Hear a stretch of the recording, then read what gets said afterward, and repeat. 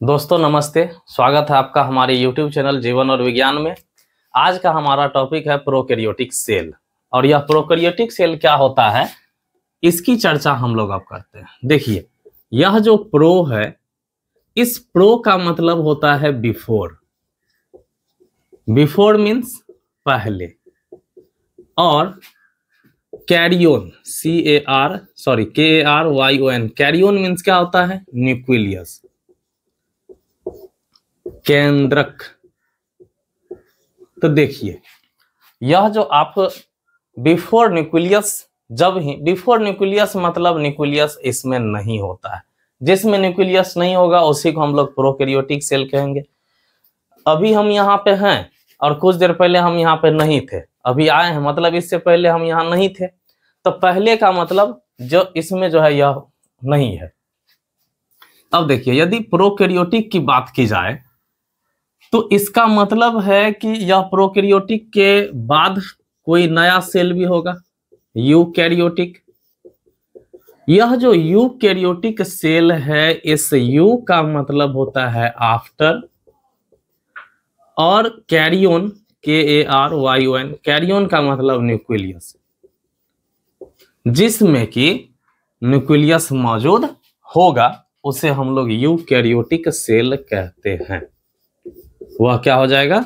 Eukaryotic cell.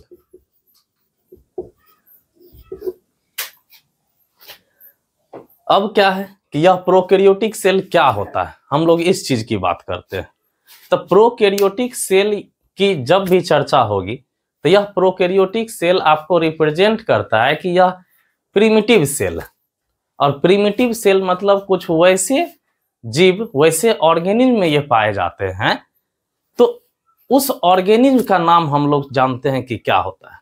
तो हम लोग जब भी बैक्टीरिया को देखेंगे तो उसमें यह प्रोकैरियोटिक सेल होता है। यानी कि जब प्रोकैरियोटिक सेल के बारे में कहा जाए तो बैक्टीरिया, उसके बाद माइकोप्लाज्मा, उसके बाद PPLO यानी कि पेल्यूरो न्यूमोनिया लाइक ऑर्गेनिज्म, ये सभी क्या कहलाता है? यह सभी प्रोकैरियोटिक सेल को दिखलाता है। जैसे प्रोकैरियोटिक की बात होगी तो इसमें हमने क्या कहा कि बैक्टीरिया, BACTERIA, बैक्टीरिया, इसके बाद ब्लू ग्रीन एल्गी, इसके बाद PPLO, फिर माइकोप्लाज्मा। यह कुछ ऐसे ऑर्गेनिज्म हैं जो रिप्रेजेंट करते हैं प्रोकैरियोटिक सेल को। अर्थात प्रोकैरियोटिक सेल केवल और केवल इसी माइक्रो ऑर्गेनिज्म में पाया जाता है। और यह जो है यह एक कोशिकीय जीव भी है। और इसमें से एक यह माइकोप्लाज्मा को छोड़कर, इस माइकोप्लाज्मा को छोड़कर बाकी आपका यह बैक्टीरिया, ब्लू ग्रीन एल्गी और PPLO में सेल वॉल पाया जाता है। क्या पाया जाता है इसमें? सेल वॉल, यानी कि कोशिका के ऊपर कोशिका भित्ति पाई जाती है। और जो कि हम लोग पहले भी चर्चा कर चुके हैं कि किसी भी जीव का जो सेल होता है, इसका सेल वॉल सेप्टिडोग्लाइकेन का बना होता है। पेप्टिडोग्लाइकेन का बना होता है। कई बार इस क्वेश्चन को भी मैं पूछ चुका हूं। इसके अलावे यदि smallest cell of the earth यानी कि पृथ्वी पर सबसे छोटी कोशिका की बात की जाए तो वह है mycoplasma. Smallest cell of the earth यानी कि सबसे छोटी कोशिका माइकोप्लाज्मा इस पृथ्वी का सबसे छोटी कोशिका है। इसके साथ ही साथ यदि इस माइकोप्लाज्मा के बारे में मैंने यह भी कहा कि इसमें सेल वॉल नहीं पाया जाता है। सेल वॉल नहीं पाया जाता है।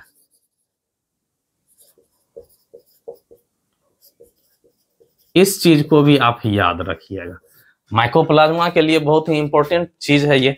अब जब यहाँ बात आ रही है कि यह सबसे छोटी कोशिका है, पृथ्वी की सबसे छोटी कोशिका माइकोप्लाज्मा, तो यहीं पे हमें एक क्वेश्चन और दिमाग में आता है कि यदि यह सबसे छोटी कोशिका है तो सबसे बड़ी कोशिका कौन सी होगी? तो क्या आप लोग उसका नाम बता सकते हैं, क्या होगी? तो यह जो लार्जेस्ट सेल होगा, largest cell of the earth, यह होता है ऑस्ट्रिच एग। ऑस्ट्रिच एग, जिसको हम लोग हिंदी में शुतुरमुर्ग का अंडा कहते हैं, यानी कि शुतुरमुर्ग का जो अंडा होगा यह क्या होगा? यह शुतुरमुर्ग का अंडा क्या होगा? Largest cell of the earth, पृथ्वी का सबसे बड़ा सेल, सबसे बड़ा कोशिका। और इसका जो डायमीटर है वह लगभग होता है 6 इंच का, 6 इंच का होता है इसका डायमीटर। इस चीज को आप जरूर याद रखिएगा। अब एक चीज और हमारे दिमाग में क्वेश्चन आएगा कि हम लोग इस अंडे को सेल ही क्यों कहेंगे, एक सेल क्यों कहेंगे? हमारा जैसे यदि मेरे शरीर की बात होगी तो इसमें मल्टी सेलुलर बहुत सारे सेल, वह जो अंडा है 6 इंच का उसका डायमीटर है, तो वह एक कोशिकीय कैसे हो सकता है? तो इस चीज को भी हम बता देते हैं कि मान के चलिए कि यह क्या है, एक अंडा है। इस अंडा में बीच में क्या होता है? गोल गोल, ये तो आप जानते ही हैं, जो मांसाहारी होंगे यानी कि मांस मछली खाते होंगे, अंडा खाते होंगे, तो उसको यह पता होगा कि इस बीच में क्या होता है, गोल गोल होता है पार्ट्स, और चारों तरफ। तो यह कोशिका को ही रिप्रेजेंट करता है, क्योंकि यह एक कोशिकीय ही होता है। इस समय एक ही कोशिका होता है, बीच में जो आपका डेंस मटेरियल होता है यानी कि गाढ़ा होता है, इसी को आप न्यूक्लियस कहते हैं। और ये जो बगल बगल है यह क्या है? साइटोप्लाज्म है कि नहीं है? और इसके ऊपर ये बाहर आपको एक हार्ड सेल भी मिल जाता है। तो इसीलिए यह एक कोशिका है। अब तो इस चीज से कंफर्म हो गए। तो इतनी बात को आप जरूर याद रखिएगा। अभी हम लोग किसकी चर्चा कर रहे थे? प्रोकैरियोटिक सेल की। तो हम लोग प्रोकैरियोटिक सेल में और आगे बढ़ते हैं। यहां जो हम लोग देखे कि यह एक कोशिका है। अब देखिए एक चीज और समझिए कि जब आप लोग रिप्रोडक्शन चैप्टर पढ़े होंगे किसी क्लास में, 7th 8th 9th 10th आप किसी भी क्लास में यदि पढ़े होंगे, तो रिप्रोडक्शन में क्या पढ़ते हैं कि मेल का गैमिट, मेल गैमिट स्पर्म एवं फीमेल गैमिट ओवम, यह और यह दोनों होता क्या है?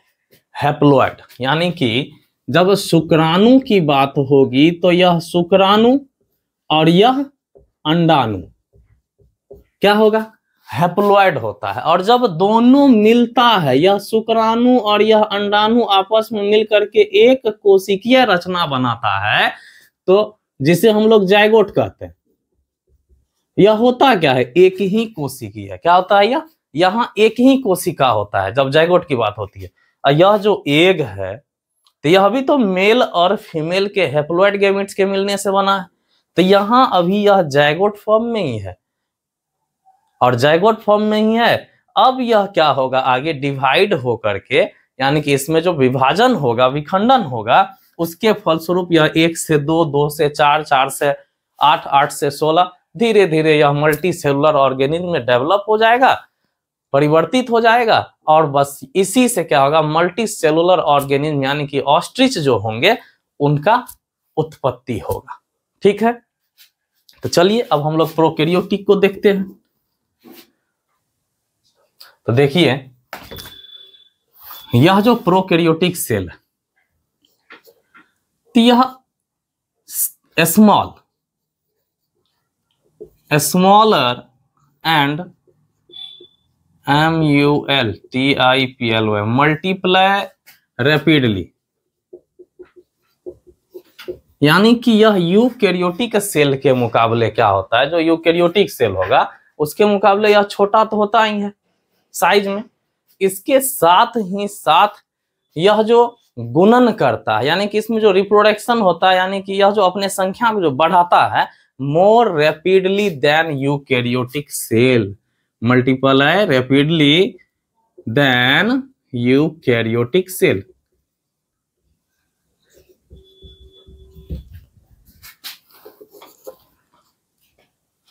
इसका बेसिक फंडामेंटल, यानी कि यह जो फंडामेंटली बना होता है, इसका जो रचना होता है वह एक ही जैसा होता है, सिमिलर।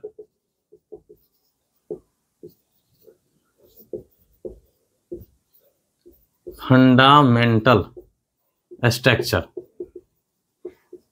लेकिन इसका जो शेप होगा, इसका जो साइज होगा, शेप, साइज और इसका जो फंक्शन होगा वह क्या होगा, FUNCTION, इसका जो फंक्शन होगा वह क्या होगा, डिफरेंट होगा। इसका जो फंक्शन होगा वह क्या होगा, डिफरेंट होगा। Smaller and multiply rapidly than eukaryotic, यानी कि यूकैरियोटिक सेल के मुकाबले इसका यह छोटा होगा, और इसका जो गुणन होगा वह भी काफी फास्ट होगा, यानी कि इसमें डिवीजन तुरंत होगा। इसके बाद क्या है, सिमिलर फंडामेंटल, इसका जो स्ट्रक्चर होगा वह सेम होगा, जो बनावट इसका प्रोकैरियोटिक के और सेल का होगा इसका वही होगा, लेकिन क्या है, शेप, साइज और इसका जो फंक्शन है वह अलग अलग होगा। तो शेप के आधार पे इसका कुछ नाम है, शेप के आधार पर इसका कुछ नाम है, हम उस नाम को यहां लिख दे रहे हैं। बैसिलस, उसके बाद विब्रो,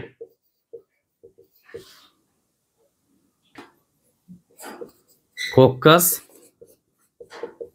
RILLUM, एस्पेरुलम। यह जो बैसिलस होता है यह रॉड शेप्ड होता है, छरनुमा। इसके बाद यह विब्रो जो होता है यह कोमा,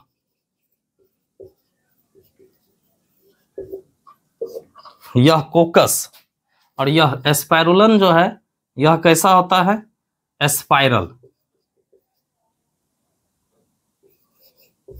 और यह कोकस एस्फेरिकल। मतलब रॉड शेप्ड छरनुमा, कोमा शेप्ड, कोमा की आकृति का, एस्फेरिकल की जब चर्चा होगी तो गोलाकार, और एस्पाइरल मतलब स्पाइरल, स्प्रिंग के जैसा। ठीक है, तो हम लोग इसके शेप के आधार पे भी इस प्रोकैरियोटिक सेल को देख लिए, और प्रोकैरियोटिक सेल का मतलब ही बताया कि यह बैक्टीरिया को रिप्रेजेंट करेगा, PPLO को रिप्रेजेंट करेगा। PPLO का फुल फॉर्म होता है पेल्यूरो न्यूमोनिया लाइक ऑर्गेनिज्म, माइकोप्लाज्मा हो गया, और ब्लू ग्रीन एल्गी हो गया। ठीक, इतना चीज हम लोग देख लिए, इसके शेप के आधार पर भी इसका नाम देख लिए। अब बोर्ड को इरेज करते हैं। अब देखिए, इसमें जो न्यूक्लियस होगा प्रोकैरियोटिक सेल में, यह न्यूक्लियस तो पहले ही कहा गया है कि न्यूक्लियस इसमें अब्सेंट होगा। तो यदि कोई सेल है तो इस सेल में न्यूक्लियस यदि होगा तो यह हो जाएगा यूकैरियोटिक सेल। यूकैरियोटिक सेल, यदि सेल में न्यूक्लियस नहीं होगा तो इसको हम लोग क्या कहेंगे, प्रोकैरियोटिक सेल। लेकिन एक चीज सोचिए कि इस न्यूक्लियस का मतलब क्या होता है, केंद्रक। इस न्यूक्लियस का मतलब क्या, केंद्रक होगा। यहां भी न्यूक्लियस का मतलब तो वही होना है, केंद्रक ही होना है। लेकिन अब इस चीज का आप ध्यान रखिए कि केंद्रक हो कि ना हो, लेकिन कोई भी जो सेल है, कोई भी जो चीज है, तो उसका सेंटर तो जरूर होगा, केंद्र तो जरूर होगा। तो इसका भी केंद्र होता है, लेकिन ऐसा इसलिए इसमें कहा गया कि न्यूक्लियस नहीं है क्योंकि न्यूक्लियस को जो सेपरेट करने वाला जो झिल्ली पाया जाता है, यह जो न्यूक्लियर इन्वेलप या न्यूक्लियर मेम्ब्रेन जो पाया जाता है, न्यूक्लियर मेम्ब्रेन जो पाया जाता है, यह न्यूक्लियर मेम्ब्रेन प्रोकैरियोटिक सेल में अब्सेंट होता है। और जब यह अब्सेंट होगा तो इस न्यूक्लियस में जो पाए जाने वाले जो आनुवांशिक पदार्थ होते हैं, जेनेटिक मटेरियल होते हैं, यह जेनेटिक मटेरियल कैसे होंगे? तो यदि आदमी या कोई जीव यदि कपड़ा नहीं पहनता है तो कैसा रहता है? नेक्ड, यानी कि नंगा। तो बस आपका जो इसमें जेनेटिक मटेरियल है वह भी कैसा रहेगा? नेक्ड रहेगा। यानी कि इसको कह सकते हैं कि बिना न्यूक्लियर मेम्ब्रेन का यह रहता है, इसीलिए इसको हम लोग क्या कहते हैं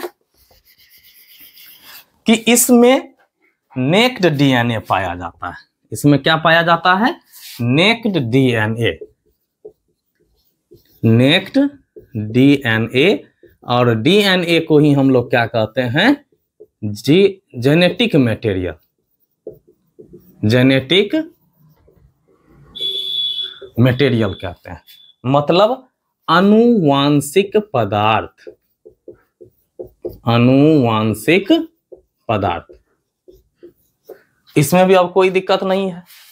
और देखिए यह जो जेनेटिक मटेरियल है डीएनए, तो इसका चर्चा मैं पहले कर चुका हूं, तो मैं उस डीएनए का लिंक जो है मैं आपके डिस्क्रिप्शन में जरूर डाल दूंगा, ताकि आप जो है डीएनए को भी देख लीजिएगा और बहुत ही अच्छी तरह से समझ में आएगा। और उसमें किसी तरह का त्रुटि होगा तो आप उसमें भी कमेंट कर सकते हैं या इस वीडियो में भी कमेंट कर सकते हैं, जिससे कि आपको जो भी त्रुटि होगा उसको फिर से समझाया जाएगा।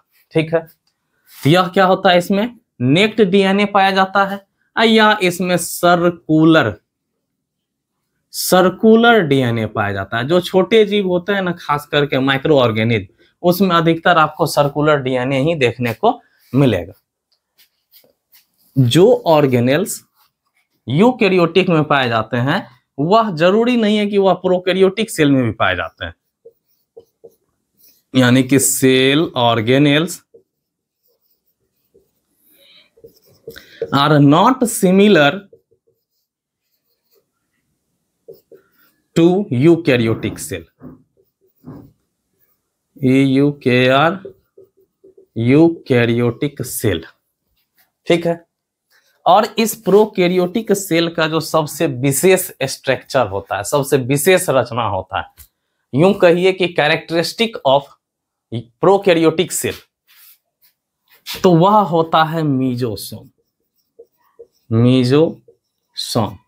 और यह मीजोसोम इसके प्रोकैरियोटिक सेल का जो प्लाज्मा मेम्ब्रेन होता है, उस प्लाज्मा मेम्ब्रेन के फोल्डिंग द्वारा इसका निर्माण होता है।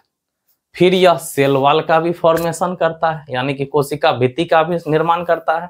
इसके साथ ही साथ यह रेस्पिरेशन यानी कि कोशिकीय श्वसन में मदद करता है, कोशिका स्राव में मदद करता है। मतलब जो भी सेल ऑर्गेनेल्स होते हैं ना, यूकैरियोटिक सेल में डिफरेंट फंक्शन को करते हैं, तो यह मीजोसोम उस फंक्शन को जो है करता है। ठीक, तो इस प्रकार हम लोग आज प्रोकैरियोटिक सेल के बारे में सीखे। तो यदि आपको हमारा यह वीडियो अच्छा लगा तो आप इसे लाइक कीजिए, हमारे वीडियो को शेयर कीजिए और हमारे चैनल को सब्सक्राइब कीजिए। ठीक है, थैंक यू।